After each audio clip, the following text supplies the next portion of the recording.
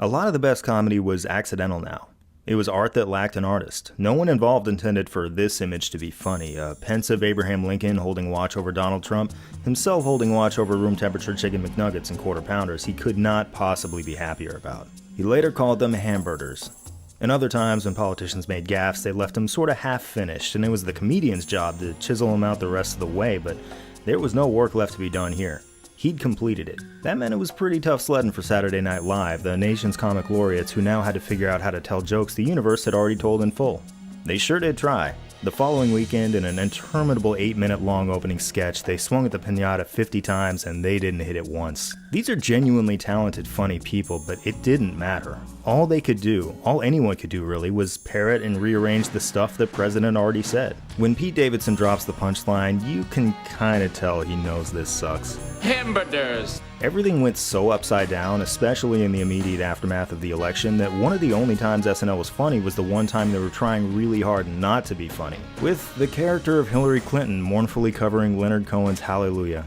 That was very strange and supremely embarrassing on its own, but at the end, pretend Hillary turned to the camera and assured her supporters everything was gonna be okay. I'm not giving up, and neither should you.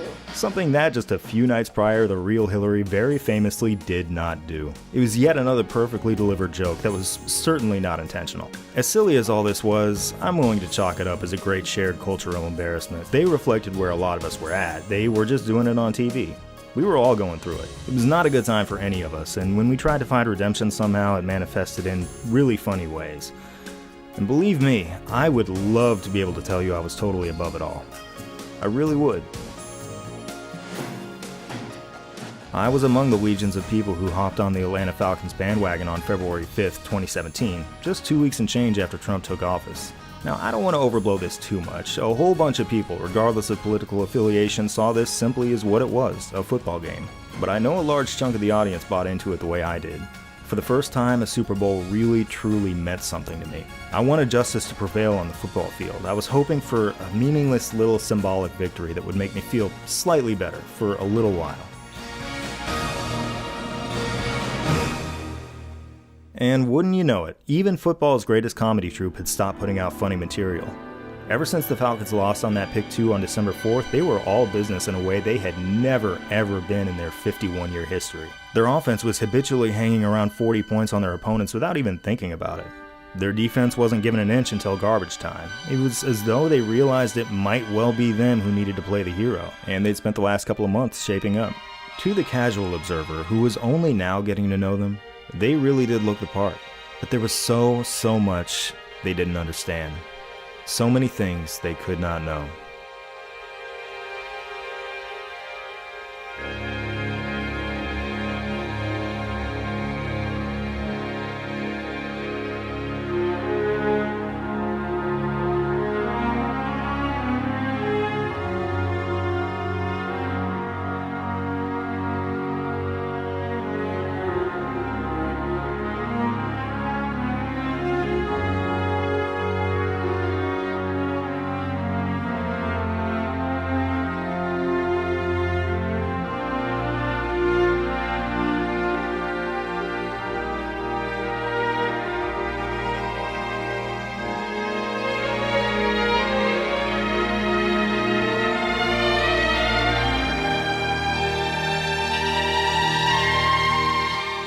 Those of us who knew them well had to wonder which Falcons we were going to get.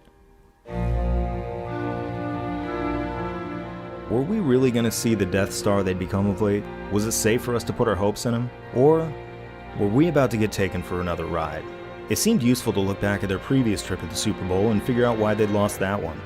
On paper, it was because the Broncos had figured out how to completely neutralize the Falcons' offense as they approached the red zone, but the carnival of bullshit leading up to it surely had something to do with it. There were not one, but 3 major distractions they had to deal with. This time, remarkably, the shoe was on the other foot. The Falcons flew into Houston largely without incident. There was no ancient feud to relitigate, and nobody got arrested. It was the Patriots who created a circus to themselves.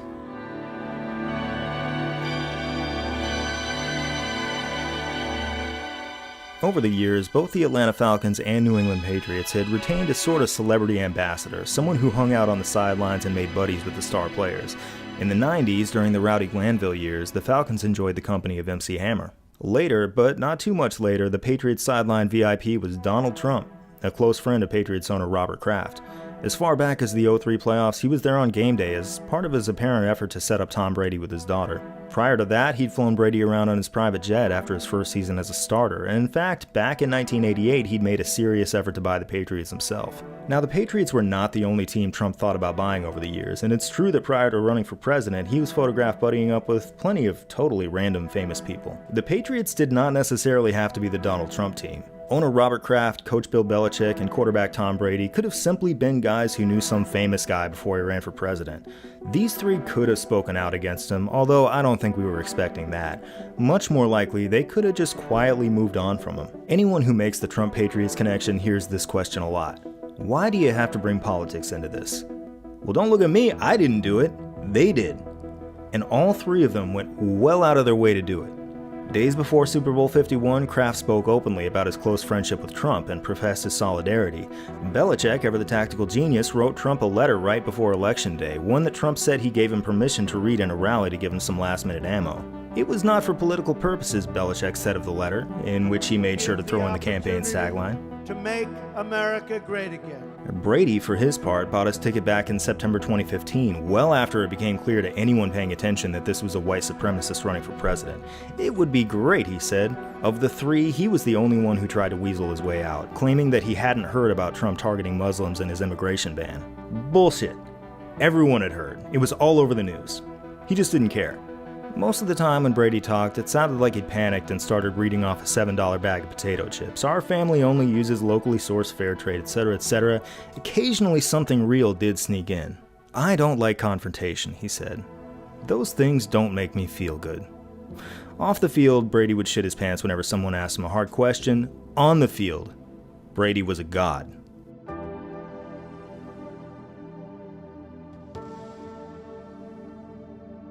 During the 16 years Brady and Belichick had led the Patriots, they'd seen and done it all. This was, without question, the greatest dynasty ever assembled in the NFL. They'd now made their 7th Super Bowl appearance in 16 years together, making it an almost every other season affair. They knew what it was like to come out of nowhere like they did in 2001, and they knew what it was like to fall short against all odds like they did when they lost Super Bowl 42 after completing the first 16-0 record in NFL history. At various points, they'd fielded both overpowering offenses and league-leading defenses. Thanks to Belichick's unparalleled genius, they had this almost supernatural ability to assume whatever form was necessary to win football games. People will still be talking about these Patriots teams 100 years from now. Just about anyone could have lined up against this team and played the hero by default. Why the Falcons? How was it that a team that hadn't made the playoffs in several years and started this one 7-5 woke up one day and started bulldozing every team in its path to make it to the first ever politically charged Super Bowl? God knows why it had to be them, but it was them. At first, it felt a little weird for the Falcons to be branded somewhat as America's team. Now, this wasn't America's team in the sense that delusional Cowboys fans popped out and all of a sudden became Falcons fans, because at least the Cowboys do have a history of winning. The Falcons are a team that's mostly been a laughing stock across the league that at times I'm not even proud to cheer for. After suffering through mismanagement of players, blown leads, and just the most creative ways of losing games, it felt strange for people to be ready to embrace and pull for us. If there was ever a time to hop on this sad bandwagon though, this was the moment. Atlanta was in the perfect position to represent the side of America that didn't vote Donald Trump into office. Sure, Georgia was one of the many states that helped Trump in his overall victory, but if you look into the diverse areas of Metro Atlanta, the people of the city voted against evil. And this is what this game kinda shaped up to be. The Falcons were the good guys who could rarely ever catch a break in a position to win their first ever Super Bowl. The Patriots were this evil squad who had been here multiple times and won, supported by this huge doofus who found his way into office. At the end of the day though, yes, this was just a football game. So of course I wanted to see my team come out victorious, but I would be lying if I didn't say that a win would feel so much sweeter coming against a football dynasty and their orange-faced supporter. With any election, the most you could do is vote for your favorite candidate and really hope for the best. That's not how football works. I don't have a vote on their play calling. The most I can do is maybe vote for a Falcons player to win the Player of the Week award. What I'm getting at is, I don't have any control over how the Falcons will perform. In the weeks leading up to the big game, I wanted to be confident in Atlanta. I can't even remember how many times I randomly muttered to myself, "We got this." I was talking the talk and walking the walk, but it was hard to forget just who the Falcons were in the back of my head. How could I feel fully confident in a team that's fumbled opportunities before? Yeah, this season has been great, but this is the Super Bowl we're talking about. A game that this team has zero experience with, versus a team with a full-ass LinkedIn resume of Super Bowl appearances. All I could do was have faith in my team, but best believe I was proudly repping. Here's what you need to know about Donald Trump and the Atlanta Falcons. If I'm wearing an Atlanta Braves hat in public, a stranger might ask me what part of the South I'm from, as in the entire South. If I'm wearing an Atlanta Falcons hat, they don't even bother asking me if I'm from Georgia. They just ask what part of Atlanta I'm from. And more often than not, the person asking the question is black. I am very, very white, and this conversation often happens in some of the most segregated parts of our nation. At their core, the Atlanta Falcons are carried along by black fans in a black city. So a Super Bowl between Trump's best friends and this particular franchise, at this particular moment in time, it can't help but say the quiet part loud. The departed John Lewis was Atlanta's congressman in District 5, a place Trump famously said was, quote, in horrible shape. Among other things, District 5 is home to Coca-Cola's world headquarters, America's busiest airport, a litany of skyscrapers and foreign banks, and the place where the Braves once had a stadium before departing for Cobb County, and a move that they stated publicly would bring them closer to the majority of their fans. There's the quiet part out loud again. So when outsiders tell you that Atlanta is a college football city first, they're telling on themselves. Because yes, there are plenty of Bulldogs and Yellow Jackets and a rainbow of other allegiances in the College Football Hall of Fame and on and on and on. I get it. But that's a mindset bred way out of town in the concentric rings of suburbs and exurbs and far, far away from Atlanta, from downtown. It's in places that barely existed before Michael Vick and Matt Ryan were even born. The places that self-incorporated their own municipalities and privatized public services so the railways wouldn't stop in their towns. Basically, if someone tells you their Atlanta doesn't care much about the Falcons, that's a Sandy Springs-ass thing to say.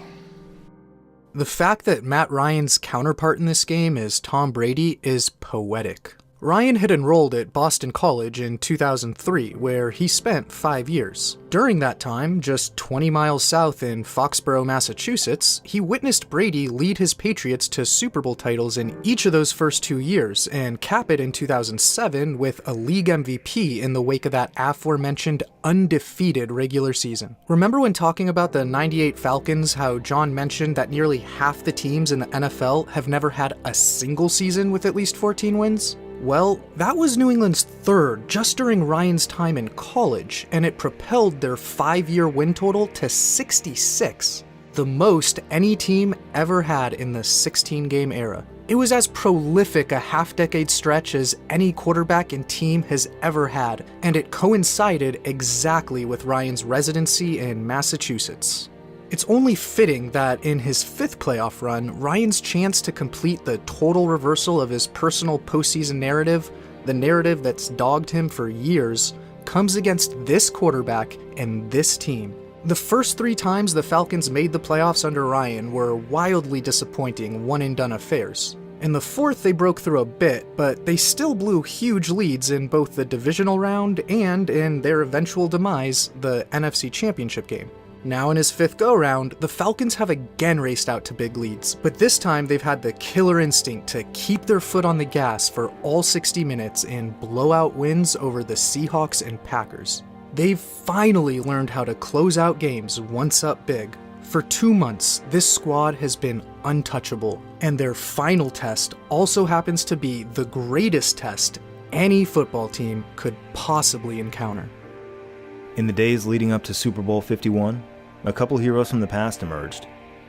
One came from ages and ages ago, from an era of Falcons history that most have forgotten.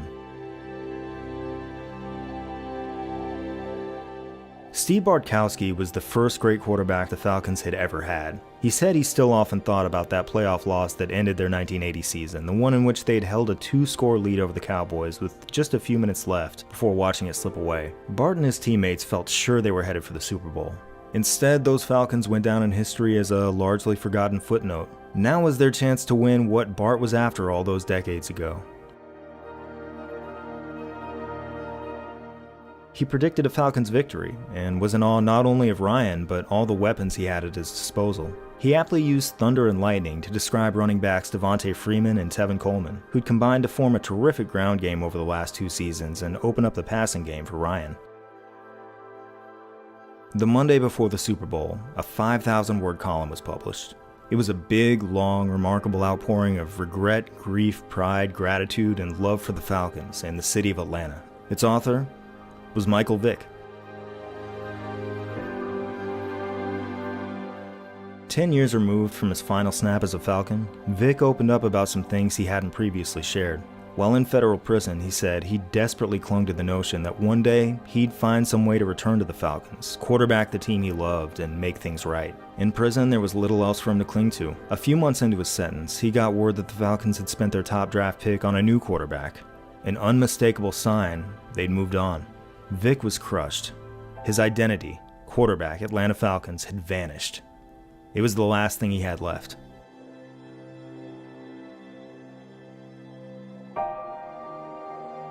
Michael Vick was only 36 now. In fact, he was considerably younger than the Falcons' opposing quarterback. He was here now as a man who had committed himself to accounting for his sins and cheering on the quarterback he wished he could have been. Playing in a game he never got to play, Vick had become friends with Matt Ryan. He knew what a Super Bowl win could mean for the city of Atlanta. And he knew Ryan could deliver it.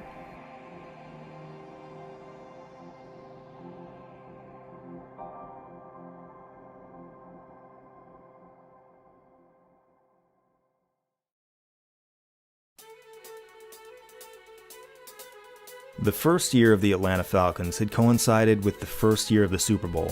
Those Roman numerals had been keeping time like a grandfather clock. It was counting more than the number of Super Bowl champions. It had been faithfully counting exactly how long the Falcons had been late to the party. And then, one night, it struck 51 o'clock.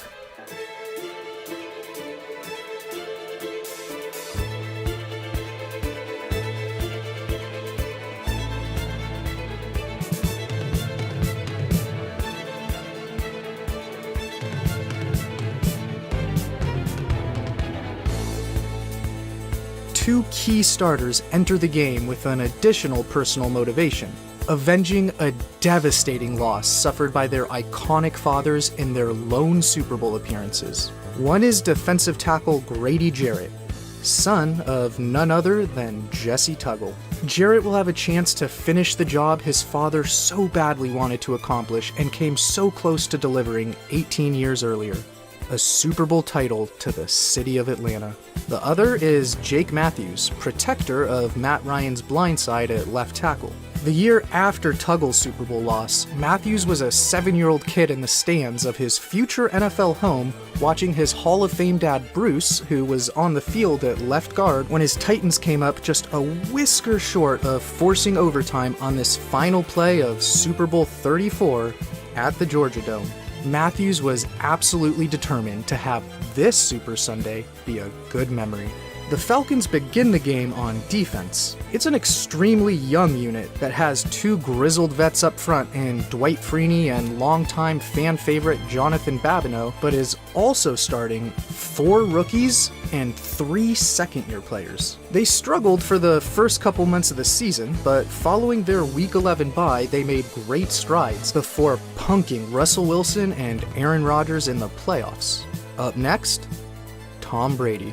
And that precocious, lightning-fast defense picks up right where they left off when they were shutting out the Packers until midway through the third quarter, as star rookie linebacker Deion Jones shoots into the backfield and blows up a 3rd and 1 to force the quick 3-and-out to open the game. Atlanta may have had one of the greatest seasons of offense ever, but they do have to tangle with a stingy New England D that allowed the fewest points in the NFL. Wary of getting burned by Matt Ryan and his plethora of weapons, Patriots defensive coordinator Matt Patricia opens the game showing a too-high safety look with Devontae Freeman taking a beautifully blocked toss sweep 37 yards on the very first Falcons play from scrimmage.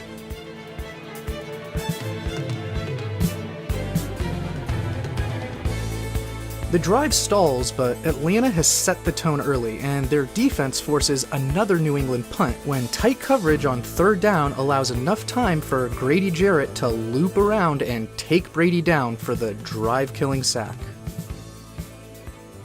After the Falcons punt it back, the Patriots are able to create their first big play of the day when Brady hits Julian Edelman for 27 yards to start the second quarter. Atlanta responds the very next snap when Deion Jones rips the ball from the grasp of LeGarrette Blount with corner Robert Alford pouncing on top. So who's winning? The scoreboard won't tell us, but we have to know. We demand to know what will happen before it happens. You know what we need on this fine February evening in 2017?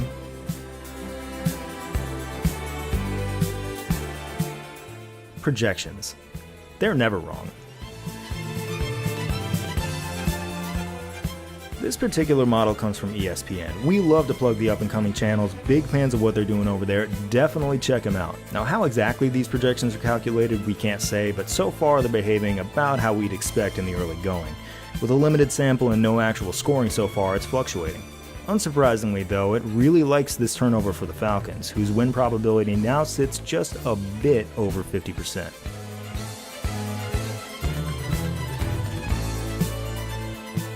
This is now time for Julio Jones to impose his will on this game. Jones overcomes great coverage and a pass thrown behind him to somehow come down with this 19-yard reception before Ryan immediately finds him again on the boundary for 23 yards. The Pats are now on their heels, which is no way to handle the explosive cutbacks of Freeman, who again exploits Patricia's defense and the light box presented by his too-high safety alignment for a big gain into the red zone. Another nice Freeman cut gets him down inside the 5, and a third finishes off the drive in the end zone to stake the Falcons to a 7-0 lead. The next series, Atlanta's defense produces another 3-and-out, following a textbook open field takedown of slippery running back James White on third down. After 4 series on defense, the Falcons have forced 3 Patriots punts and taken the ball away on a fumble. What more could they possibly do? The Falcons offense takes over, and Kyle Shanahan dials up some easy games of pitch and catch for Ryan and his receivers. First, Taylor Gabriel takes advantage of the Pats' focus on Julio to settle into a huge soft spot in their zone defense for a big pickup. Then off play action, Ryan rolls to his left where Julio's created enough separation at the sideline to make the splendid grab. That sets up this perfect pass from Ryan to rookie tight end Austin Hooper for the score a few plays later. 14-zip Falcons.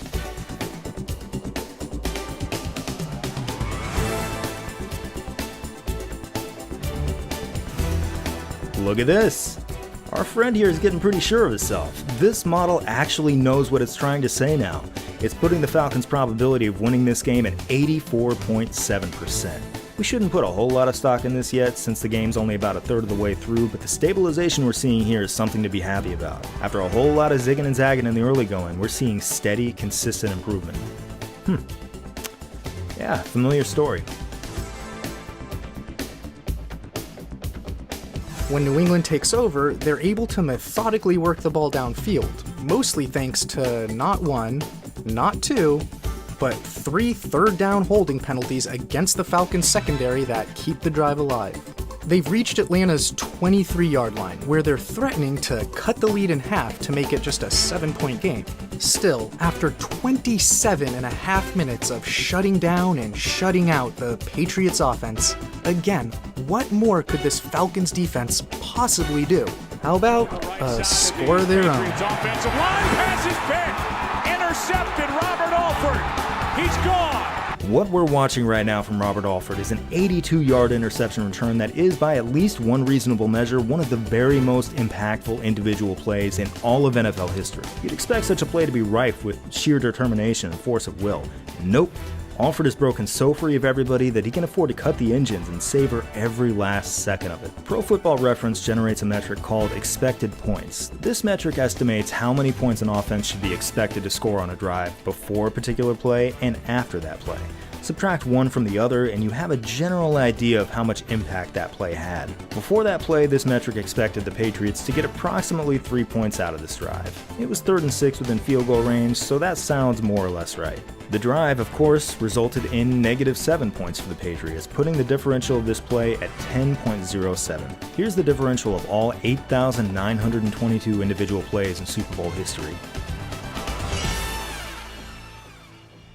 James Harrison's 100-yard interception return in Super Bowl 43 towers far above all of them at 13.97. It's virtually impossible to swing a game's direction on a single play more than he did. Other memorable plays show up here, like Malcolm Butler's game-sealing interception in Super Bowl 49, but it doesn't rate as high purely in terms of points on the scoreboard. Number 3 all-time, behind only that Harrison pick and a Willie Brown interception of Fran Tarkenton back in Super Bowl 11, is that touchdown we just saw from Robert Alford.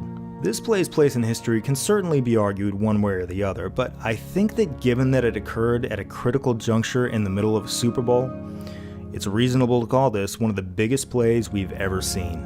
Momentum is one of those sports cliches that we desperately hold on to. No team can truly possess it. It's more of a feeling than anything tangible that a team can grasp. On that Robert Alford pick six, though, I got that instant suspicion that everything was shifting in favor of Atlanta. This was a young Falcons defense that outperformed expectations thus far, but they were on the verge of finally giving up some sort of points. Instead, they did the exact opposite.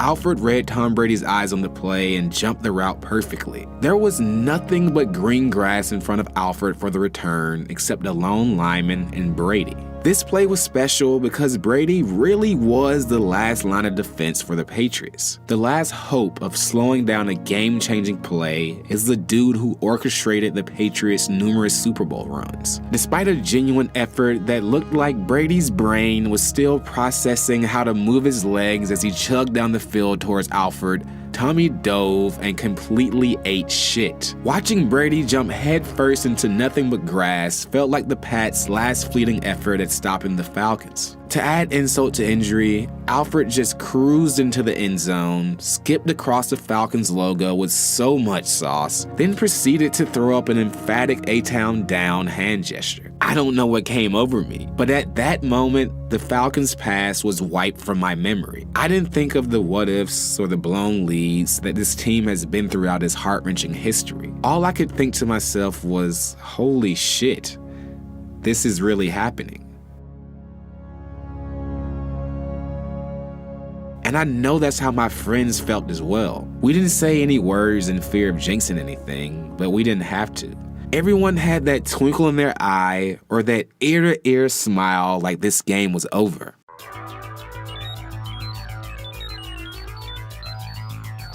Want to know who didn't have an ear-to-ear smile on his face? This guy, who right about now looks sadder than Ron Swanson being forced to eat a salad for dinner. Finally, on New England's 6th offensive possession, they hit a field goal in the final seconds of the first half. Super Bowl 51 reaches halftime with the Falcons holding a commanding 21-3 lead.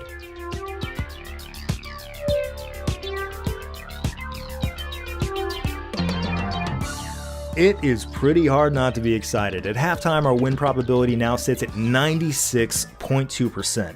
The math says we're up huge, and thanks in part to Alford's touchdown, that's exactly how it feels. And if all that isn't enough, we can find even more optimism in the historical record.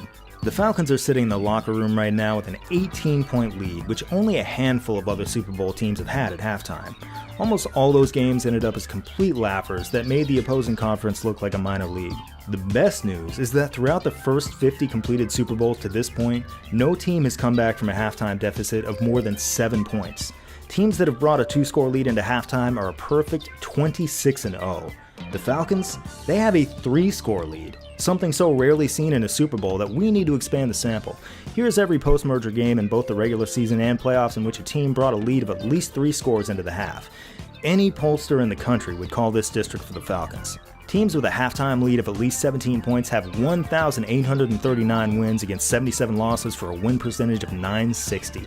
Would you look at that? Both the results of the past and the algorithm of the future have come to near identical conclusions. Yes, these are the Falcons. Yes, we've seen their leads evaporate before. Tell you what, let's make a deal. If we can get through a decent chunk of the second half without disaster striking, then we can celebrate. Fingers crossed. There is pretty much nothing to complain about. Continuing its incredible run, the Falcons' defense has outscored the Patriots' offense, and on the other side of the ball, Matt Ryan has masterfully spread the ball around in generating a perfect passer rating to complement their ground game, which has been the driving force of their offensive success, both through its direct production and with said production compelling the Pats to bite on play action, thus creating open passing windows. New England seems to have honed in on that issue in the locker room, because on the very first play of the third quarter, linebacker Dante Hightower destroys a block to slam Freeman down for a 3-yard loss, which leads to a punt. It just simply doesn't appear to matter. When the Patriots get the ball back, even the normally reliable and sure-handed as they come Julian Edelman drops this third down pass to give the ball right back to Atlanta. On the Falcons' first play, Julio runs vertically right up the seam to clear out the middle of the field for Gabriel to pick up another chunk play against a soft zone. 2 plays later, Gabriel jukes corner Malcolm Butler out of his cleats to get wide open for a 35-yard gain. The next beneficiary of Jones's presence is Mohamed Sanu, who capitalizes on his one-on-one matchup thanks to a corner and both safeties triple teaming Julio downfield. The Pats have to hold the Falcons to just a field goal here to keep it from becoming a 4-score game, and it looks like they do when Butler breaks up this third down pass, but he gets flagged for interference, which sets Atlanta up with a fresh set of downs from the 6. From there, Tevin Coleman beats linebacker Rob Ninkovich to the flat and takes the swing pass in for the touchdown to begin the coronation. 28-3.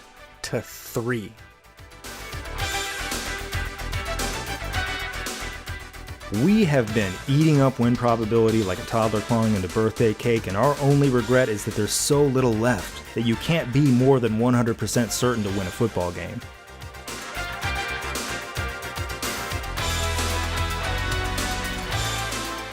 With about 8 minutes left in the third, we now sit at 99.4%. These are Lysol numbers. I high-fived Gordon Ramsay on the way to the bathroom. It's just one of the strange things about the Super Bowl is that there's a weird overage of like mid-tier celebrities, usually associated or connected to whatever network is airing the game, and they're just milling around with minimal security. Once Coleman scored and all the pressure released, I knew it was okay to use the bathroom, to stretch my legs, and to grab a bottle of water in advance of the celebrating that I would do later in the evening. I was in full stride to the bathroom, saw Gordon Ramsay, and screamed, "Hey chef, we're winning the fucking Super Bowl!" I have no particular opinion about Gordon Ramsay either way, but there he was. The in-person Super Bowl experience is pretty terrible, but it inadvertently achieves these surreal moments. It's like when you have a dream that doesn't make sense and some famous person you're not connected to shows up. You feel like you're trapped in a casino and you're sucking in all that compressed oxygen. As a football fan, I'm less of a believer in the momentum cliche as I am in the one about winning in all phases. So in the bathroom, my casino brain told me that the Falcons had now created a scoring drive after whatever halftime adjustments New England had made. Plus, we'd stopped the opponent's drives through almost 3 quarters, and we'd even scored points on defense. I could not reach for a single area or item to worry about, which was the reflexive response to any temporary Falcon success in my entire life. What I remember feeling, and what I said to my friend when I was back at our seats, was that I didn't think we could lose, because it wasn't just one thing. I actually said out loud, at this point, they'd have to beat us at everything. In this exact same moment, just before 9 o'clock, someone else decides to get up and do a little walking himself. At his Super Bowl party within one of his various golf clubs in Florida, with his precious Patriots getting beat to shit, sad Donald Trump gets up from his seat, leaves his own sorry excuse for a party, and goes home with his tail between his legs, likely pondering how to get the stolen result overturned. There's now only a quarter and a half left, and New England, trailing by 25, takes their sweet time trying to mount their first touchdown drive. Following a few short, underneath passes and running plays, the Patriots face a third down. Desperate to get something going, they opt for some trickery, with Brady tossing a lateral to Edelman and the collegiate quarterback firing deep but unable to connect with Dion Lewis. On fourth down, a Brady completion to Danny Amendola delays the Hammer's descent on their coffin's final nail. A minute later, when third down again pops up, the Pats again resort to an unorthodox tactic. Brady dusting off his creaky 39-year-old wheels to pick up the first. The Patriots maintain a startling lack of urgency as they keep that clock right on rolling with another 3 consecutive running plays. It's as though winning is so unrealistic, their decision-making is geared towards simply losing by a more respectable amount. Because after burning 6.5 minutes on the drive, even though Brady and White eventually get the Patriots into the end zone for the first time, there are only 17 minutes remaining, and the Falcon lead is still 18 points. Oh, excuse me. This one hits the upright. That's right, 19. Not only that, after retreated to the Patriots' near unprecedented pre-fourth quarter non-surprise onside kick, the Falcons' recovery sets them up right on the outskirts of field goal range. One play later, okay, now they're in scoring range for their Pro Bowl kicker. Alrighty, I think we're all caught up. Remember our deal. At halftime, we said that if we ate through a good chunk of the second half without incident, it was party time. Well, it is party time. We enter the half of the 3-score lead, and with a quarter of change left to play, we've still got that 3-score lead. We also have the ball in field goal range. All those little elves in the projection machine see the exact same thing we do. We're now enjoying a view from 99.5%. This is a stake through the heart. The Patriots have lost Super Bowls before, but those were nail-biters. This is a 1980s-style Joe Montana bulldozing. Their ageless dynasty is ending here, tonight. And it's time to wonder whether the next super team will be the one who threw the brakes on them. Could the Falcons be the new superpower? Their quarterback and wide receiver are blossoming as all-time greats. They're still a very young team at the skill positions. Their defense is making Tom Brady look like a backup, and their coach has put all this together in just year 2. Dynasty is a big word, but the Atlanta Falcons have waited for this for half a century. This is their time.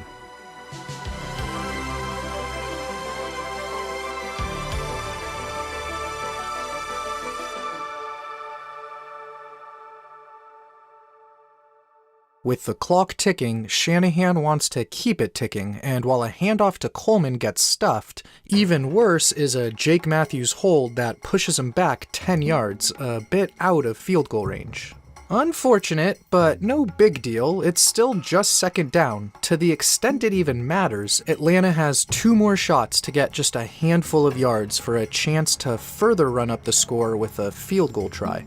On second down, Ryan eludes Jabal Sheard's grasp and fires a pass to Hooper that nearly gets those yards, if not for Patrick Chung's late jarring loose of the ball. Another breakdown in protection on third down does result in a sack that keeps the Falcons without points and hands the ball back to New England to kick off quarter number 4. After a couple minutes, Brady's matriculated the ball down to the Falcons' 32, where, facing a key third and short, he decides to toss a risky deep ball into tight coverage that drops perfectly into the hands of Martellus Bennett to set up a first and goal inside the 10. As unlikely as it seems, if the Pats can get a touchdown here, there's a chance they can pull within 11 and somehow have a morsel of life. But not if Jesse Tuggle's kid has anything to say about it. On first down, Jarrett unleashes an overwhelming bull rush to record his second sack of the evening. After a short pass brings up third down, this time deceptive quickness and a devastating swim move enable Grady to take down Brady for a Super Bowl record-tying third time. So nope, New England doesn't even capitalize on that golden opportunity as Atlanta holds them to a measly field goal and are now set to get the ball back up 2 touchdowns and 2 two-point conversions with just 9 minutes and change remaining. The Falcons lean on Tevin Coleman to chew up clock, handing him the ball twice for 9 yards. But on the latter carry, he injures his ankle, so Devontae Freeman enters the game for a huge 3rd and 1.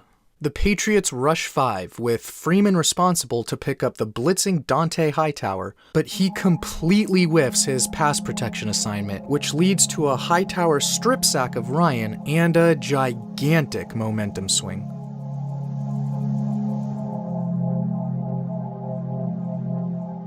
Not only is it now Patriots ball with a short field, but look what would have happened had Freeman bought his quarterback just one more beat. The Patriots had lined up playing a cover 1 man-to-man defense with safety Devin McCourty over the top doubling Julio, who split wide to the left. That meant slot receiver Aldrick Robinson had a one-on-one matchup with no safety help, and he torched Malcolm Butler deep downfield, which is exactly where Ryan was winding up to throw. Instead of delivering the TKO, the Falcons just took a punch below the belt that has them at least a little wobbly. I don't know. Don't let Alex scare you that much. A turnover deep in your own territory is one of the worst things that can happen to you on a single play, so let's see how that impacts our win probability. It dropped from 99.6% to 97.3%. That's it. All that's going on here is that the Patriots are trying to chop down the deficit so it doesn't look so bad in the history books. Remember those touchdowns the Falcons scored at the end of Super Bowl 33?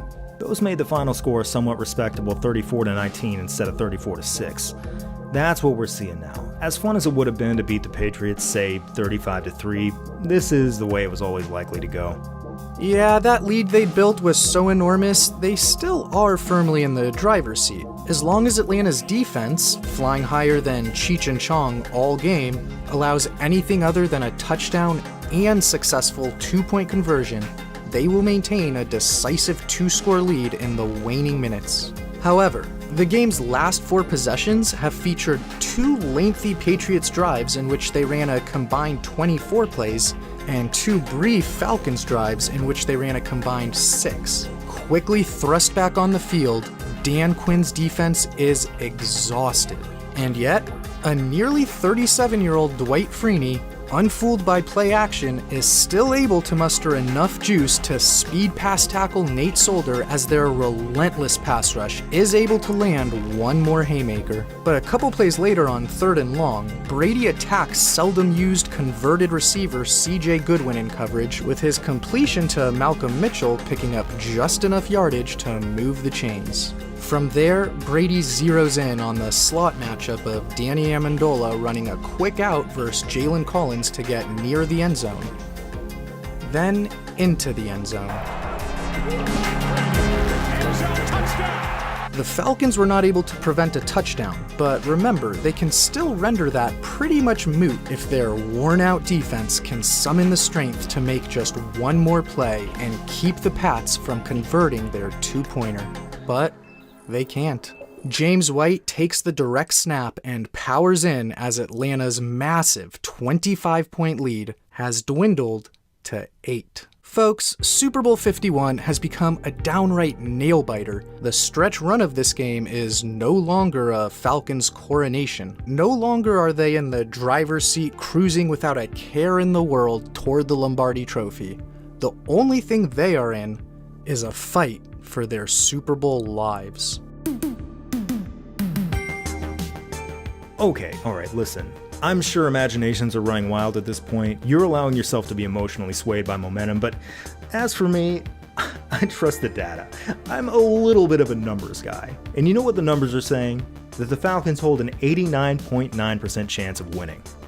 When their offense takes over, they're able to settle down a bit when the Pats D starts off the ensuing drive by leaving Freeman all by his lonesome as he takes a little dump off from Ryan, eventually makes a man miss, and nearly reaches midfield, atoning ever so slightly for his disastrous last play. 2 snaps later, Ryan, under heavy pressure, climbs the pocket but has no open receivers to throw to. For some reason, he decides to pass to Julio Jones. Normally a very sound strategy, but cornerback Eric Rowe here could not possibly have better coverage. It is a physical impossibility. He's located at the precise spot where you would draw it up to take away any and all passing windows to Julio.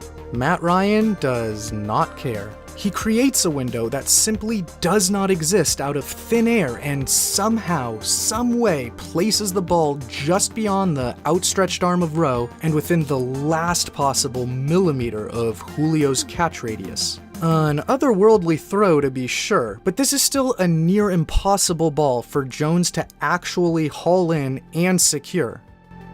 Well shit, fine, but there's definitely no way he's going to be able to also have the balance, body control, and presence of mind while making this circus catch to be able to tap that right foot inbounds and not lose control of the ball as he goes to the ground. Jiminy H. Christmas.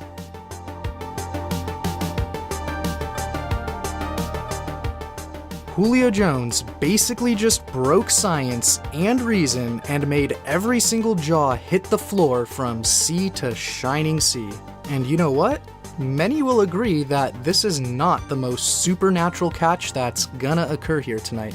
It does, however, set the Falcons up well in field goal range. From down at New England's 22, it'd be about a 40-yard attempt, even if they don't gain another yard. With a kicker as outstanding as Matt Bryant's been all season, success on such a try would be extremely likely. And any points on this drive will throw cold water on New England's valiant comeback attempt, because now there are under 5 minutes to play.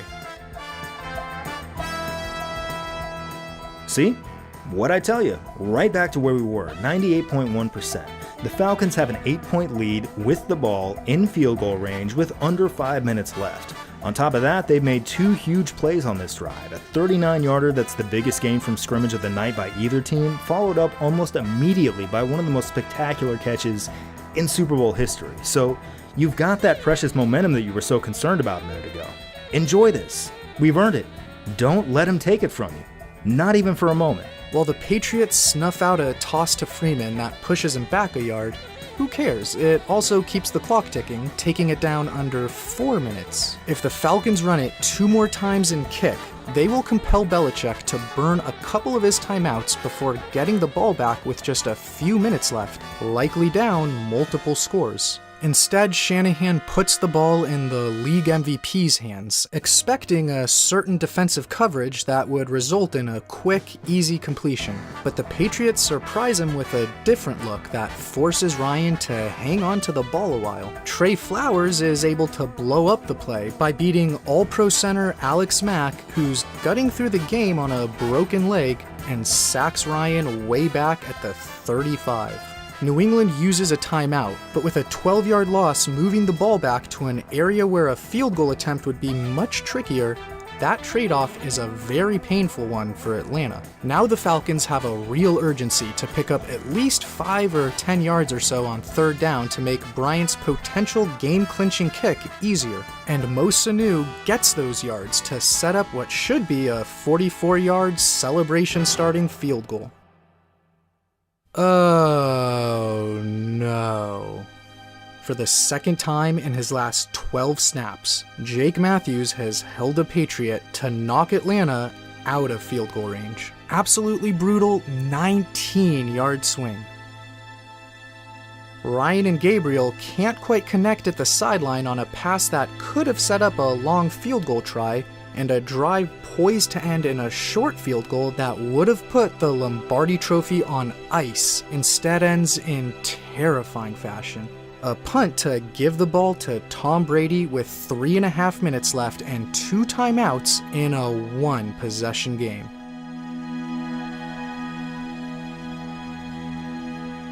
95%. I can live with that. Can you? I mean, that punt pinned Brady all the way back at his own 9-yard line. The algorithm correctly understands how dire that is for him.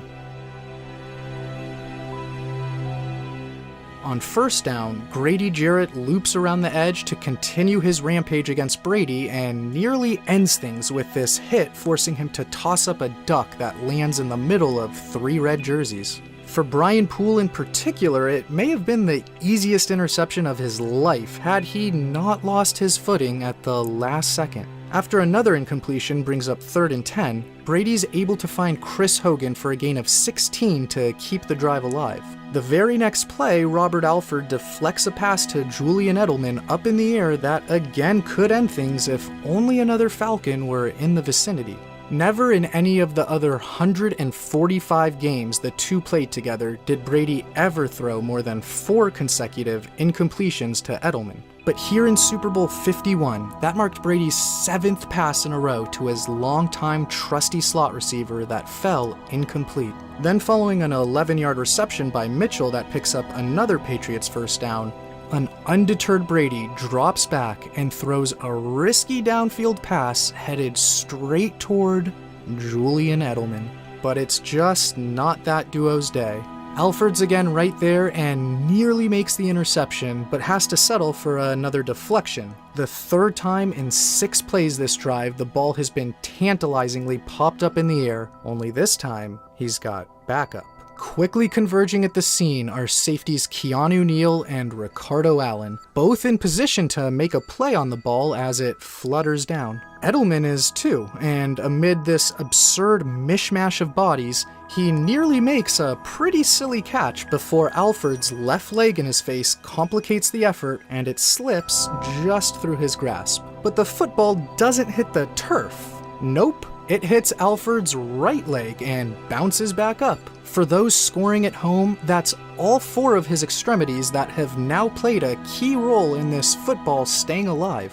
Edelman's able to miraculously secure the rebound while keeping it just barely above the ground thanks to some help from Allen's arm, but with Alford sticking his left foot in his face, that again complicates the effort and the ball squirts out of his hands. It almost just hovers in place there an inch or so above the turf, just hanging out until Edelman's good and ready to regain control and pin it against his body. That is the catch that ended what was by far the worst stretch of futility of the Brady-Edelman connection. A fundamental difference between God and Satan is that Satan signs his work. A beautiful sunset could be God, could be a lot of other things. The devil leaves no room for doubt. This is a satanic demonstration. Marooned in desperate circumstances, Brady had been going for broke at the roulette table this entire drive. 3 times he served up incredibly dangerous throws, practically begging the football gods to strike him down. But he's just not being allowed to fail. This wasn't anyone's fault. The only thing Robert Alford didn't do was pull down an extraordinarily difficult interception. In any normal circumstance, simply breaking up the pass would be enough. In case it wasn't, both Keanu Neal and Ricardo Allen dove in and did everything in their power to make it impossible to catch this football.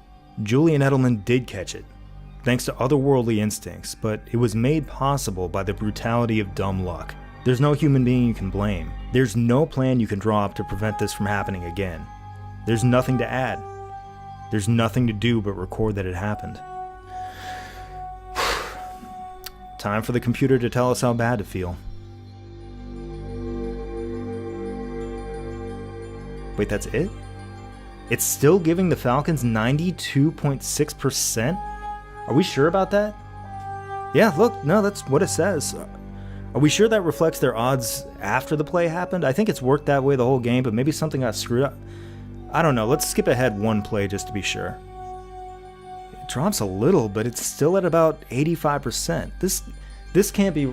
Is this right? This can't be right. Has this thing been watching? Has it seen the devil's hand in this game? There's something wrong with this projection. There has to be.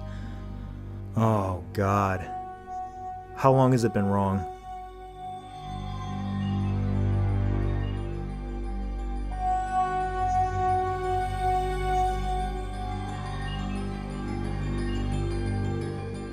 With the Falcons' pass rush now running on fumes, things are simply way too easy for Brady, who's able to sit in the pocket and wait until Amendola's crossing route clears the robber's zone to pick up another 20 yards.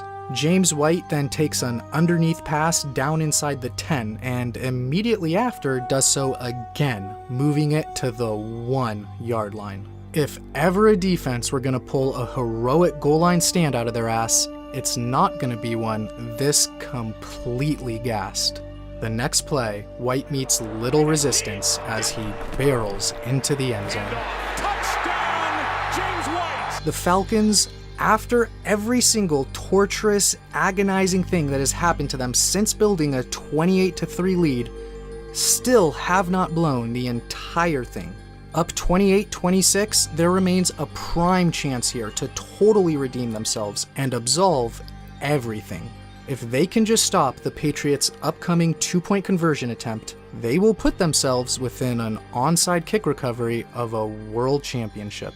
Okay, here we go. Brady takes the snap and throws a quick screen to Amendola with Hogan and Edelman in front, responsible for blocking Collins and Alford. Collins quickly sheds Hogan's block, and he and Brian Poole charge toward Amendola, colliding right at the goal line. But by a matter of inches, the ball breaks the plane.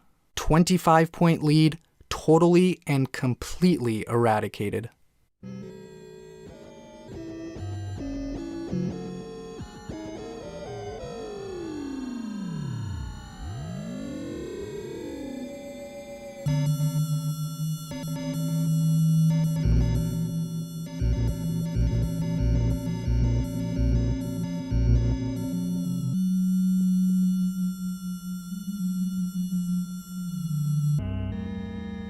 %39%? No. Oh, God. Oh, God, no. Fuck!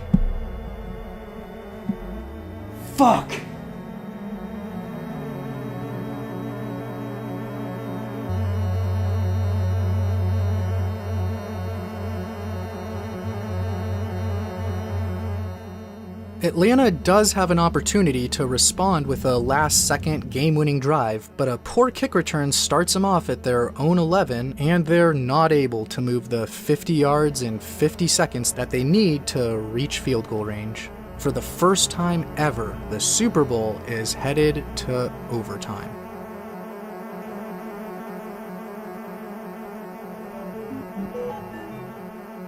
Only twice all season had the Falcons' offense failed to score on 4 consecutive drives. When that occurred for the third time down the stretch here, it happened to perfectly align with their defense allowing 3 touchdowns, 2 2-point conversions, and a field goal across the 4 drives they were on the field.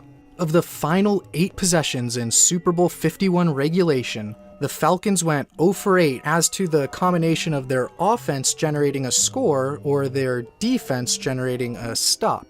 If we toss out Atlanta's final drive, since there wasn't much time left when they took over, that's still 0 for 7 when 1 for 7 would have sufficed. Or shit, even 0 for 7's fine if it could have been accompanied with stopping just one of the 2 2-pointers. But nope, we can't have it. In most other sports, if a game is tied at the end of regulation, an additional full period of play is added. 5 minutes in the NBA, 30 minutes in soccer, a full inning in baseball. Others use sudden death, in which the game immediately stops at the next score. This format makes some sense in a sport like hockey, in which both teams typically possess the puck many times before anybody scores. It makes no sense in football, in which an offense tends to score roughly once every 3 times they have the ball. The NFL adopted sudden death in playoff games in 1946, and it's never looked back. Recently, they did offer one concession that makes it more confusing and about 10% less stupid. If the team that gets the ball first is held to just a field goal, the game doesn't immediately end, and the other team at least has a chance to answer back. Even then, the team that gets the ball first is gifted with an enormous advantage. If they score a touchdown, they win the game without their opponent ever getting the ball. How do they decide which team gets the ball first? A coin flip. And who wins the coin flip? Who do you think? Who the hell do you think? Look at Matt Ryan. He won't even look at it. I think he knew. I think this is when we all knew.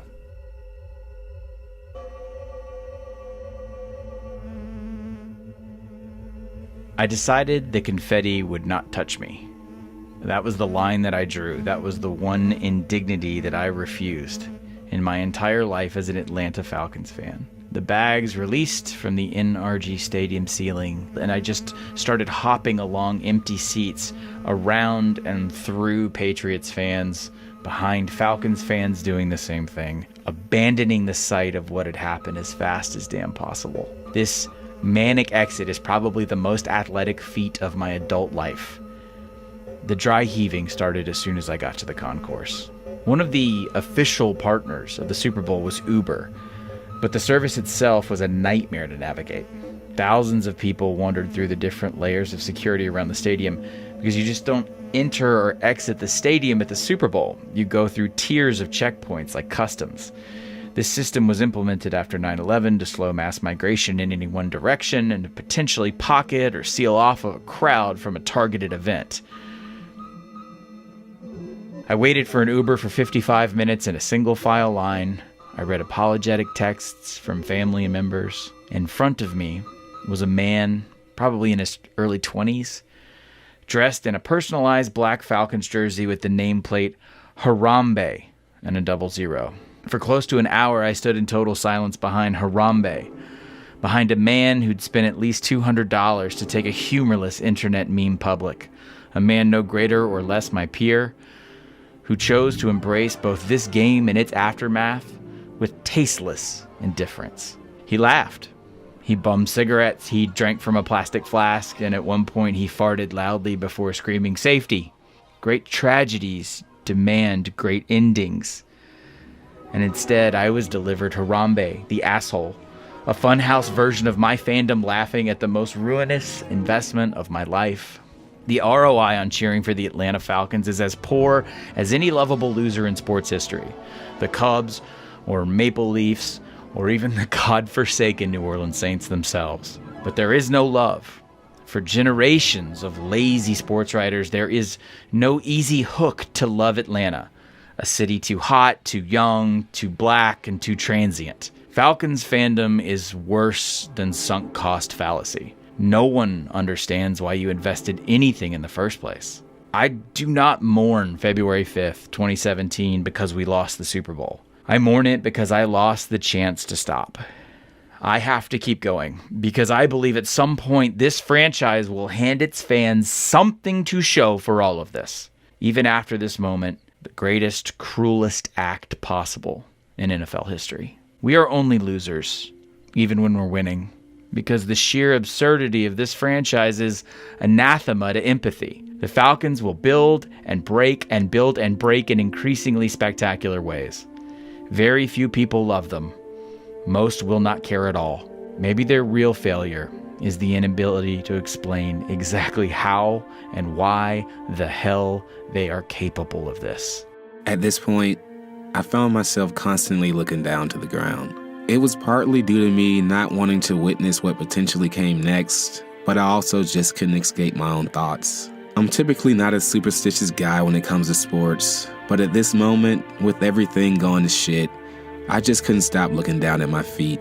Throughout the whole playoff run and most of the season, I watched a ton of games at various sports bars. Some of these bars can get a little grimy with bar tar on the floor, and I never wanted to fuck up my nice shoes, so I always wore some beat up black boots. I saw the Falcons demolish teams all year while wearing these awful rundown pair of boots. On this night though, surrounded by friends, watching the game comfortably inside a home, I decided to flex a little.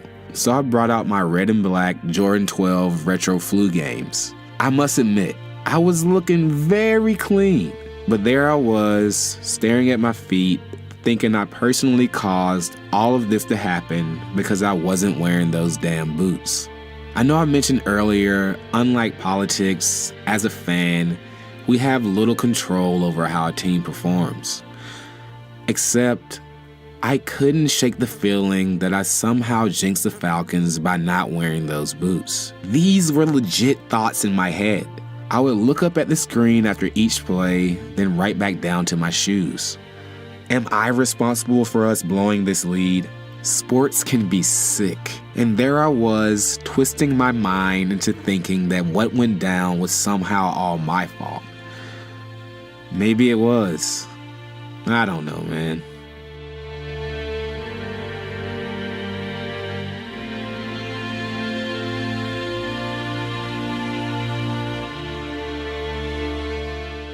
A huge reason why Super Bowl 51 felt over the instant that OT coin toss landed heads up was because it meant a Falcons D that had absolutely nothing left in the tank. After what was already a grueling regulation workload, one unlike any other in Super Bowl history, had to go right back on the field to start the extra frame.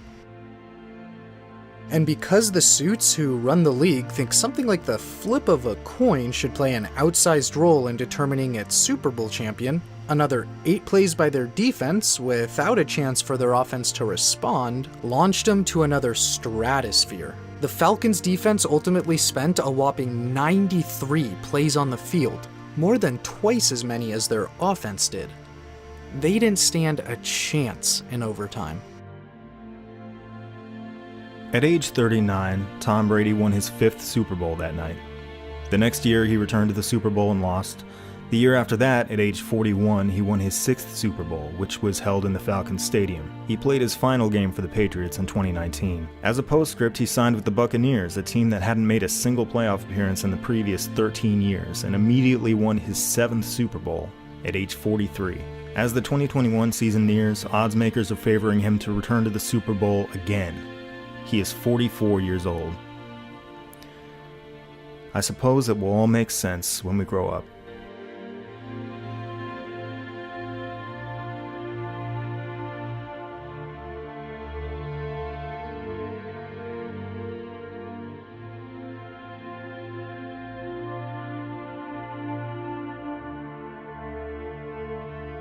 We really couldn't have anything.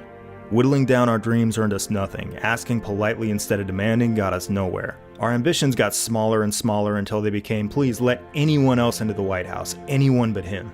The answer was no, so we whittled further, way down, until one night the prize in play was table scraps. The result of a fucking football game that would give us something to feel good about as we did the dishes and surrendered to the cold, dark Monday morning ahead. After a half-century as a curiosity off in the periphery, a thing far removed from the real world, the Falcons really did get a chance to matter for one night. They drew one of the largest audiences, not only in sports history, but in human history, only to theatrically shit themselves and die. It wasn't just that we couldn't have it, it was that we were allowed to see what we couldn't have for just long enough to accept it, before it was taken away. It was a joke. It was nothing more than a joke. And it was a joke told perfectly. The Atlanta Falcons were at it again.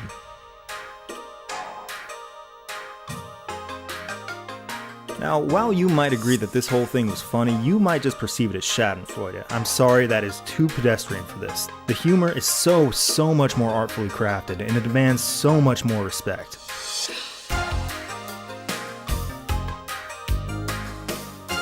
We've seen them working on the routine for a very long time. In the early decades, they were funny on account of their simple ineptitude, slipping on banana peels and stepping on garden rakes, but in Norm Van Brocklin, they also gave us an Archie Bunker type who flew off the handle and said ridiculous things, often seemingly out of boredom. Later in their adolescence, we saw them sometimes try way too hard as they kinda learned the ropes of comedy, but they also began to master the art of slapstick, and they understood the humor in breaking the rules for the sake of doing so. And on the field, they pulled off a stunt so disrespectful and rude that we're still laughing at it 30 years later. From there, they went to Super Bowl 33, and they spent the weeks leading up to it putting on a 3-ring circus, each one evoking a specific kind of humor. The airplane debacle could have been a Curb Your Enthusiasm episode. The dumb, protracted Dan Reeves drama was straight out of Real Housewives, and that Eugene Robinson incident reminded us of every time we've seen a political career go down in flames. We then began laughing at the Falcons out of sheer disbelief. When we saw Michael Vick do some of the things he did, we could only cackle at it. The sort of sharp, abrupt cackle you let loose without meaning to when you watch a ridiculous TikTok. It was the comedy of total astonishment. When Jim Mora hit AM airwaves that day in 2006, we got the full shock jock experience. A guy who got fired because he went on the radio and just could not stop talking. When things became truly, genuinely sad, the day was saved just in time by a one-of-a-kind individual, a truly remarkable man who secured his legacy as America's clown laureate. And when the Falcons finally settled down off the field, appearing to at long last grow up well into their 40s, they gave us on-field debacles that could have been jackass bits. Hi, I'm Matt Bosher, and this is the onside kick while we're leading. Hi, I'm Dan Quinn, and this is the field goal when we're down by 4. But this time they wrote an entire allegory. They scooped our big shared nightmare up from November and played it out in miniature. The creator of this algorithm later said he believed it was a little overconfident, but the fault is really in how we read these things. It never got higher than 99.7%, and 99.7% is not 100%. That 0.3% chance of losing is small, but it's real. Charles Babbage was the inventor of the analytical engine, a machine he never completely finished prior to his death in 1871. More than once, someone asked him whether the machine would spit out the correct answer even if someone entered the wrong numbers. He was confounded by how stupid of a question that was, but it's still not that far off from where most of us are at. We don't understand numbers nearly as well as we think we do. In reality, there was one open manhole in town and we just happened to fall into it. Just like we did in November. But did our Falcon really have to trace it this well? We don't even need to squeeze the dimensions, we can just take 2 screenshots and slap them on top of each other. They even correctly timed exactly when the bottom should fall out. The New York Times confidently projected victory for the Dems and everything changed around 9 p.m. ESPN confidently projected victory for the Falcons, and everything changed around 9 p.m. In both cases, there's no gradual decline. 1 hour was a sure thing. 1 hour later, it was impossible. That's not the only commentary offered up by our big fella, though. That overtime coin toss essentially restarted the entire contest under rules that resulted in Matt Ryan, the league MVP, never even touching the football. One of the NFL's most consequential rules is unbelievably stupid. This is one of the only things that almost all NFL fans agree on. We all know how unbalanced and stupid it is. The powers that be know exactly how unbalanced and stupid it is. They've known for a long time, as evidenced by the tweaks they've tried to make to the rule. But despite the availability of clear, proven alternatives, it never fundamentally changes. We're stuck with it for no good reason. Similarly, polling indicates that the majority of Americans feel that the Electoral College is stupid, and rightly so. Because of it, Trump became the second of the last 3 presidents to enter office having lost the popular vote. How dumb this is has been widely understood for a very, very long time. It's an awful way to decide a winner. That winter of 2016-2017, the glaring inadequacies of both systems were shown in the starkest terms, on the biggest possible stages. But there's no reason to believe they'll change in the foreseeable future. We're stuck with them. And you know what? We knew it going in. If you want to win, take care of business in Michigan. If you want to win, take care of business in regulation. Yeah, it's a dumb system. It's not fair. Tough shit. The remarkable craftsmanship of this joke doesn't even stop there. It's perfectly in step with the comedy of the times. Remember how so much topical humor was prefabricated at this point? We tried to build upon it and claim some part of it, but we just couldn't. There was nothing to do but simply repeat it. Football fans haven't stopped laughing at this game, and they probably won't for a very long time. But do they point out specific things about it? Do they bring up any specific plays? Do they make funny photoshops? No, not really. All we do is say 28-3. That's it. That's all we gotta do. Look at a YouTube comments section or the replies to any Falcons tweet. We just repeat it. It's all we do. Because we understand there's nothing of value to add. It's already finished. And finally, again keeping with the comedic style of the time, it happened by accident. Were there disastrous mistakes and poor decisions? Sure, of course, but the game fundamentally hinged on things like that coin toss and that Edelman catch that they had no control over. Things that were just plain unlucky. It was comedy minus a comedian. At least not in human form. There was nothing funny about the performance of Matt Ryan, who did almost everything right. There were certainly fair critiques to be made of Dan Quinn and Kyle Shanahan that night, but they didn't make any single infamous gaffe that went down in history. General Manager Thomas Dimitroff and owner Arthur Blank took a business-like, laser-focused approach toward building this organization into a contender. All of these people were powerless.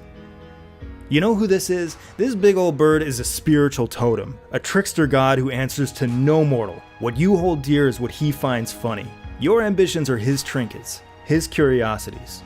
He will win, but only in the service of a good laugh. He is restless. He became so bored that he drew himself.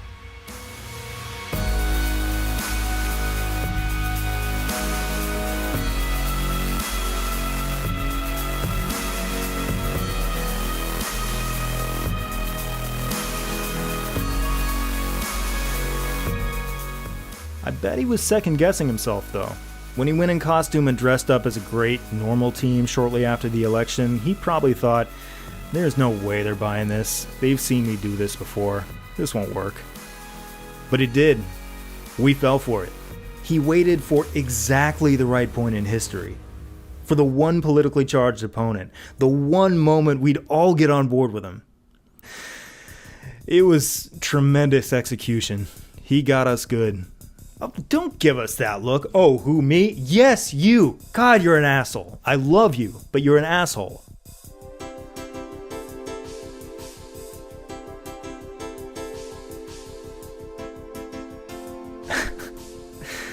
The gig was up now, and he knew it.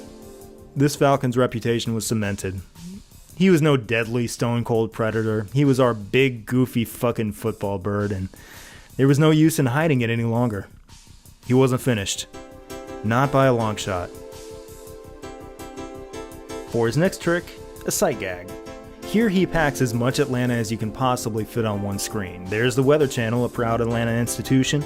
There's the Georgia Dome, home of the Falcons. There's the controlled demolition of the Georgia Dome, signifying Atlanta's inability to stop compulsively rebuilding itself. At this moment, the Georgia Dome is only 25 years old. There might well be actual Falcons who have lived longer than that. And finally, here's this poor cameraman's day being ruined by what always ruins your day in Atlanta. Traffic. Get out of the way, bus! Are you...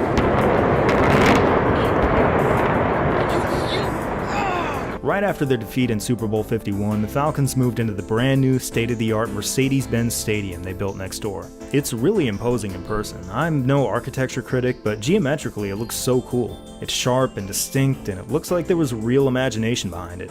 Thing is, it has a nickname, Megatron's Butthole. Deadspin gave it that name years ago when they first released concept art. I don't know. I mean, I know we like laughing at the Falcons, but we really don't need to reach, and that seems like a little bit of a reach. There's so much else about this team that's worth making fun of that there's really no need. Oh, that's that's a butthole. That is a butthole. It opens and closes like a butthole. They spent $1.6 billion to build the world's biggest butthole. No one in the room said anything, or maybe they did and they were just ignored. What has gotten into you? What are you doing? You used to be subtle. You don't even care anymore. You don't even care anymore, do you? This is, in fact, when our Falcons stopped caring about his little self-portrait. He was supposed to win games and taper in. Instead, despite retaining just about all the key talent from that Super Bowl team, he went that way. In recent years, something has fundamentally broken inside this team. It's not the quantity of their losses, it's the quality. They just continue to invent new ways to lose a football game. One might point to the Super Bowl as the moment it snaps, but I think it happened that Sunday evening in 2013 when they accidentally booted that onside kick at the end of that playoff game they were winning. Ever since, they've made artwork out of losing, blowing a 17-0 lead in the NFC Championship and later kicking a field goal at the 1 when they were down by 4. There was also that game-losing pick 2, the first and only one of its kind that would turn out to be their final loss until Super Bowl 51. Those unfamiliar with the modern Falcons might think we're playing this up, that we've gotten ourselves stuck telling the story of this team so we have to exaggerate. How many different ways can you lose a football game after all? Well, my friend, just sit back and enjoy. Allow them to demonstrate. Coming off that season of immense success by the 2016 Falcons offense, Kyle Shanahan had landed the 49ers head coaching gig, and without him it regressed to the middle of the pack the next season under new coordinator Steve Sarkisian. But their young defense soared and developed into a top 10 unit, so this was still a very good team that went 10-6 and nabbed a playoff spot. The Falcons flew to Los Angeles on Wild Card Weekend, where they soundly beat the Rams to earn Matt Ryan his first career playoff win outside the Georgia Dome. That earned him a trip to his native Philly for the divisional round, where just before halftime they're playing well and have a 4-point lead. Eagles fill-in quarterback Nick Foles is trying to mount a last-second field goal drive when he fires an errant pass that sails straight toward Keanu Neal. If Neal secures this gimme interception, he'll not only kill that threat, but he'll have a chance for a big return that could increase Atlanta's lead at the break. Instead, the ball ricochets off his knee and bounces up the other direction. But an incompletion at least probably still ensures Philly won't be scoring either. And they could have done without that. Following Torrey Smith's reception from the heavens to reach midfield, another 15-yard pickup leaves 1 second on the clock, and a long field goal cuts Atlanta's lead to 1. So fast forward to just a minute left in the game. The Falcons are down 5 instead of 2 with the ball on 4th and goal. Forced to go for it, the timing between Ryan and Jones gets disrupted when Julio slips, and they're unable to recover. Falcons lose. Perhaps if they'd only been down 2 instead of 5, they could have simply kicked a likely game-winning field goal. But alas, the Falcons' downslide had now been sparked. Their descent over the ensuing 2 years with a couple 7-9 seasons was disappointing and featured their share of maddening losses. But they weren't completely out of control. The bottom hadn't completely fallen out. In 2020, the bottom completely fell out, starting with a Week 2 game in Dallas. Atlanta jumps out to a 20-0 first quarter lead and still has a 2-score advantage and the ball with under 5 minutes to play. The Cowboys eventually get the ball back and score with just a minute and change left. But the beauty of the late multi-score lead is that the only way to lose is if you botch an onside kick recovery. An unlikely occurrence, but that occasionally happens when the ball slips through a player's fingers or pops free when hit. No team has ever botched an onside recovery like this, though.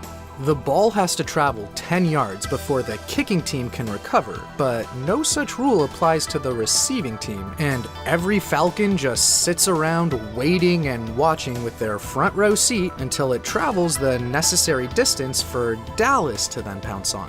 Good work, fellas. As if there were any doubt, the Cowboys march down and kick the game-winning field goal. At home the next week, I shit you not, the very next week, this same team now has a 16-point lead, the ball, and 10 minutes on the clock. Nearly identical circumstances as one of their likeliest moments to win Super Bowl 51. 4 years later, here's their chance at a mulligan. The Falcons take that chance and somehow find a way to allow 3 touchdowns down the stretch, one of which is thanks to multiple Falcons each forgetting the NFL is not two-hand touch, and lose. Spectacular. So congratulations to the Atlanta Falcons, who have become the first team to ever drop back-to-back games in which they held a fourth quarter lead of at least 15 points. What embarrassments for their fans to have to endure in such a short period of time. Can't they at least get a sliver of a break between witnessing total meltdowns? Fine. 2 home games later, Atlanta's down by 2 points and about to run a first and goal play with a little over a minute left in a game against a Lions team out of timeouts. The Falcons can take the clock down to 1 second, kick a chip shot game-winning field goal, and leave no time for Detroit by simply running and or kneeling twice. What won't take the clock down to 1 second is running the ball just once. In the huddle, Matt Ryan looks running back Todd Gurley right in the eye. Hey, don't score. Yeah, I would don't score. And makes abundantly clear that a touchdown, by giving the Lions a chance to answer, would be detrimental. Gurley proceeds to take a handoff and, unlike Frank Costanza, fails to stop short, much to the glee of the Lions defense. In developments that shock precisely no one, Matthew Stafford quickly cobbles together a drive that ends with a game-winning touchdown pass on the final play. Now I'm sorry, but that is some brilliant work by our bird. It is. It's absolutely brilliant. They blew a lead because they forgot the rules of football, then they blew another lead to break an all-time record, then they blew another lead because they scored a touchdown by accident in the 1 in a million scenario in which scoring a touchdown would be bad. There are probably a lot of teams that go a decade without a single loss this funny. The Falcons did it 3 times in the space of a month. As soon as you think you have a handle on these Falcons, they continue to escape your grasp. 2 men in particular demonstrate this very well. In 2010, Matt Bryant completed his first full season as the Falcons' field goal kicker, beginning a full decade of remarkable consistency. He played until his age 44 season, becoming one of the only such players to appear in an NFL game in modern times. Days after we release this episode, Tom Brady will join this club, thereby rendering this chart completely out of date and ruining everything what the hell else is new. Anyway, between Bryant, Steve DeBerg, and Morton Anderson, the Falcons have been doing their best to corner the market on old guys.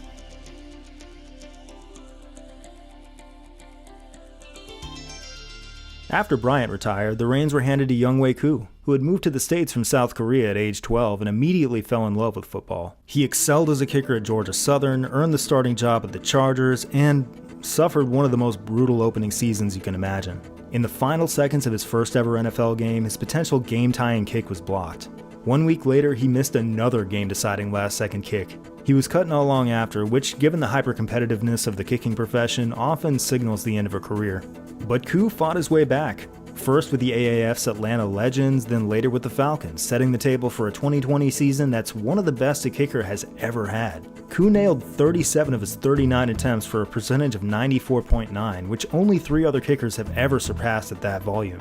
At just 27 years of age, Younghoe might be kicking in Atlanta for a long time. The NFL is arguably kind of short on cult heroes relative to other sports, but he really is one. In part owing to his comeback story, and in part because he's only the second South Korean-born player, after Hines Ward, to achieve NFL stardom.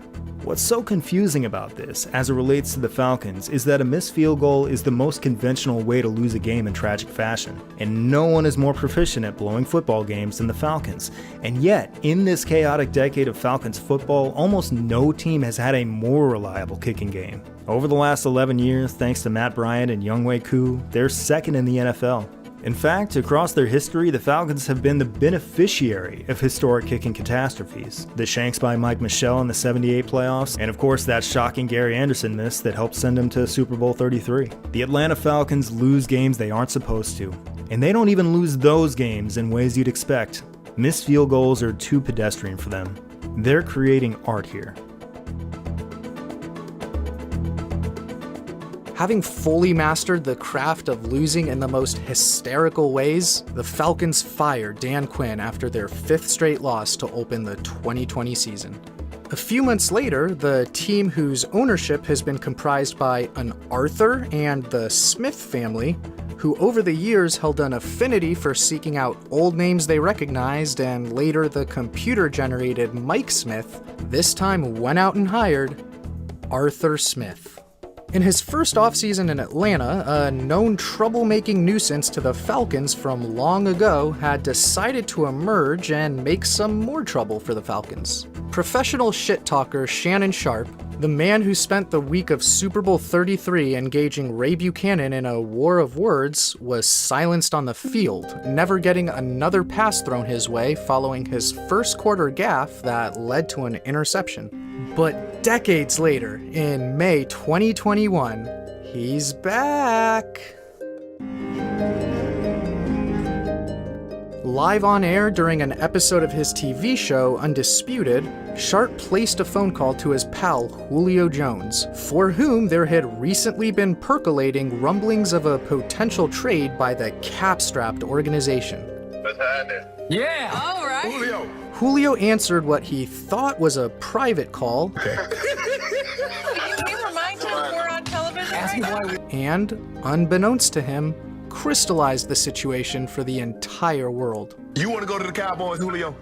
Or you want to stay in Atlanta? Oh, man, nah, I'm out of there, man. Well, now that's gonna do Atlanta's leverage no favors. Strong goof by Sharpe. Played the long game. Thanks, Shannon. A couple weeks later, the curtain officially closed on the scintillating Falcons career of the legendary Julio Jones. Though he was shipped out to Smith's old team, he didn't leave behind a bare cupboard. A couple prime weapons are poised to help fill Jones's massive shoes. They just made once-in-a-generation prospect Kyle Pitts the highest drafted tight end in NFL history at number 4 overall.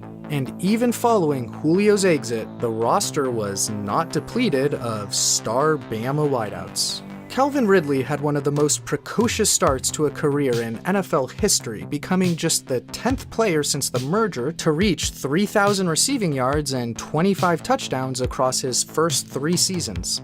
In 2020, when he returned from a midseason foot injury, he had significantly more yardage than any other wide receiver in the league the rest of the way. Those two are foundational pieces of a new-look offense that entered 2021 with just 2 players remaining from their Super Bowl 51 squad, Jake Matthews and their longtime protagonist, Matt Ryan.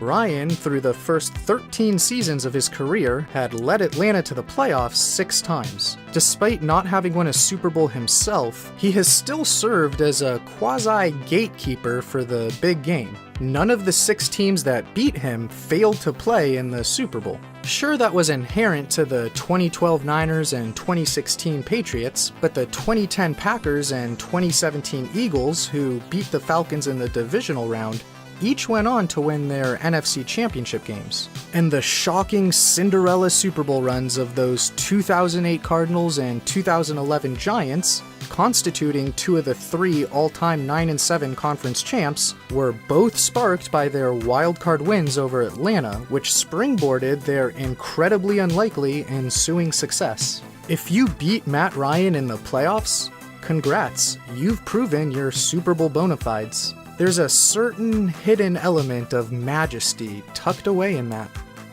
Change happens quickly. Of all the players who suited up for the Falcons in Super Bowl 51, only 5 remain. Aside from Ryan and Matthews, Pro Bowler Deion Jones and long snapper Josh Harris are still here. So is Grady Jarrett, who's trying for his 3rd straight Pro Bowl after receiving honors in both 2019 and 2020. Who knows? Maybe he'll carve out a Falcons career as great as his dad's was. By the way, I don't want to step off my soapbox before saying this. Jesse Tuggle should be in the Pro Football Hall of Fame. It's always a fool's errand to even try to predict what the Atlanta Falcons will do next. Matt Ryan is 36, and while he no longer approaches the otherworldly numbers he put up in 2016, he remains a terrific quarterback who led the league in completions last season. You know what? The Falcons have a new coach, and aside from the Petrino disaster, their fortunes have improved nearly every time they've hired a new coach. I'm going to go out on a pretty rickety limb here and predict that the Falcons return to the playoffs in 2021. From there, who knows? We've seen teams before who... Okay, alright, shh. God, I was getting to you, chill out. Holy shit. Well, there's no easy way to say it, Falcons fans. The Saints have left you behind. Since that Super Bowl season, as you staggered to a 28-36 record, the Saints have won 49 regular season games, the most in the NFL. You know, you spend all those years fighting with your sibling, you think you hate him, sometimes you really do hate him, and then one morning you walk down the hall past their old bedroom. It's empty. They moved out. Maybe you didn't hate him so much after all, huh? Look at where it started. It seems almost cruel that they started packing up right after the worst night of your life. They've joined the NFL's elite. They have every reason to move on from you, but you know what the good news is? They think about you all the time. I've got a choice selection for you. Week 14, 2017. Crucially, this is the very first time the Saints and Falcons have seen each other since the latter's Super Bowl collapse. Early in the 4th quarter, with the Saints up by 7, Devontae Freeman is forced out of bounds for no gain. Saints coach Sean Payton greets him with a choking gesture. He'll later say that he doesn't remember doing this. You don't?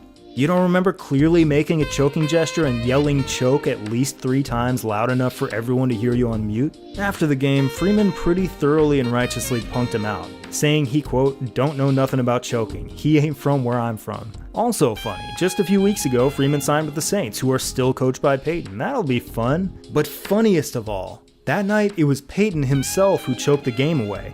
By this, I don't mean that the team choked or that he made a bad call. He, Sean Payton, personally blew it. Late in the game, the Falcons actually came back to lead by 3, and the Saints were clinging to hope, calling timeouts in the hope of forcing a punt and getting the ball back. In apparent frustration, Peyton does the one thing he cannot do, the thing a coach will get flagged for every single time. He walks on the field and starts yelling.